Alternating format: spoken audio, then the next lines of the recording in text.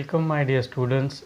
In this video lecture I am going to talk about the figure of speech or poetic devices from Cherry Tree poem. Before that let me tell you what is the figures of speech. विद्यार्थी मित्रांनो, figure of speech म्हणजे भाषा अलंकार. ज्या पद्धतीने लग्न समारंभामध्ये वधू वेगवेगळ्या प्रकारचे अलंकार परिधान करते जेणेकरून ती जेवढी सुंदर आहे त्यापेक्षा अधिक सुंदर दिसावी म्हणून ते अलंकार परिधान करत असते, म्हणजे स्वतःचं सौंदर्य ती अधिक वाढवत असते. She beautifies herself by making up using the various ornaments. In the same way, my dear students, the poet also uses some figures of speech in his or her poem in order to make it more effective. मग विद्यार्थी मित्रांनो, कवी सुद्धा figure of स्पीचचा वापर का करतात तर कविता आहे त्यापेक्षा अजून परिणामकारक झाली पाहिजे म्हणून फिगर ऑफ स्पीचचा वापर केला जातो. Okay, now let's try to understand one by one. First figure of speech is an alliteration. So what is an alliteration? सर्वप्रथम alliteration म्हणजे काय आपण समजून घेऊया. The same letter or sound is repeated at the beginning of word. म्हणजे दिलेल्या उदाहरणामध्ये जेवढेही शब्द असतील विद्यार्थी मित्रांनो, तर काही शब्दांच्या सुरुवातीला एकतर सेम लेटर किंवा त्या लेटरचा साऊंड रिपीट झालेला असेल त्याला ॲलिटरेशन असं म्हणतात. मग आता लेटर म्हणजे काय? या ठिकाणी लेटर म्हणजे पत्र नव्हे तर लेटर म्हणजे अक्षर. Means from A to Z. Out of 26 letters any letter. As for example you can understand very well by the use of example. So try to understand example number 1. Shrivels the slender stem. Now see my dear students, in the first example here the sound of yes is pleasingly repeated. How? In shriveled slender stem means s. 3 times yes later is used. That's why this is the example of alliteration. Now let's try to understand second example. The sun sank swiftly and the stars. Now here also my dear students, yes, yes, yes, yes means the sun sank swiftly and the stars. In the sun and sank and stars, the word started with yes later and the sound also.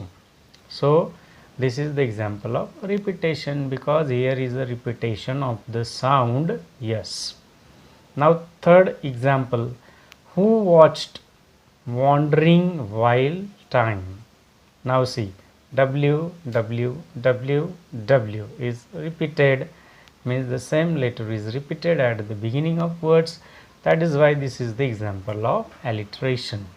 Let's try to understand the example number 4. At the blue blind sky. In this example, my dear students, B letter is repeated pleasingly. So this is the example of alliteration. And how you can write explanation? Repetition of the sound. If there is a repetition of B, you can write B. If there is a repetition of yes, you can write yes into single inverted comma. So I hope you have understood an alliteration figures of speech. Now let's look at the second one. Second figure of speech is antithesis. My dear students, the meaning of antithesis is in itself. How? Anti means opposite and thesis means ideas. So it is very clear that the two opposite words are used for poetic effect. That is called antithesis. Let's look at the example number 1. It was very small, 5 months child, lost in the tall grass. Now see in the first example, small and tall. These are the two opposite words or two opposite ideas are used by the poet for poetic effect. That is why this is the example of antithesis. How you can write the explanation? Two opposite ideas, small and tall, are put together for poetic effect. Now let's look at the example number 2. Rather poor but richer by. It's very easy. What are the two opposite words? Yes, exactly. Poor and richer. Means two opposite ideas, poor and rich, are put together for poetic effect. That's why this is the example of antithesis. Now my dear students, the last figure of speech from the poem number 3, that is a personification. Now what is a personification? In which non-living things are treated as living. म्हणजे विद्यार्थी मित्रांनो, personification ह्या figure of स्पीचचा अर्थ काय होतो की ज्या ठिकाणी निर्जीवाला सजीवाची quality किंवा सजीवासारखं ट्रीट केलं जातं, that is called personification. How? Let's look at the example number 1. Very small 5 months child upward thrust its arms. आता या ठिकाणी नॉन लिव्हिंग थिंग लिव्हिंग सारखं कसं ट्रीट झालंय बघा विद्यार्थी मित्रांनो. In the explanation, the plant sapling is represented as a human child holding its arms up to be lifted. आता अतिशय लहानसं रोपटं, आपल्या कल्पनात आहे की रस्किन बॉन्ड यांनी 8 वर्षांपूर्वी चेरी ट्रीचं जे छोटं अगोदर बियाणं लावलेलं त्याचं जे छोटं रोपटं झालं, तर रोपट्याची कंपॅरिझन 5 महिन्याच्या चाइल्डबरोबर करण्यात आलेली आहे. आणि त्याचबरोबर ते काय करतं आहे, त्याचे जे आर्म्स आहेत म्हणजे दोघे हात असे बाहेर काढतो आहे. So here this plant is represented human child holding it's arm. म्हणजे लहान बाळ असलं की त्याचे आर्म्स असे ते होल्ड करू शकतो, परंतु प्लांटला काय ब्रांचेस असतात, हात नसतात.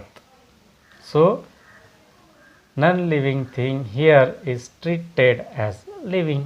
That is why this is the example of personification.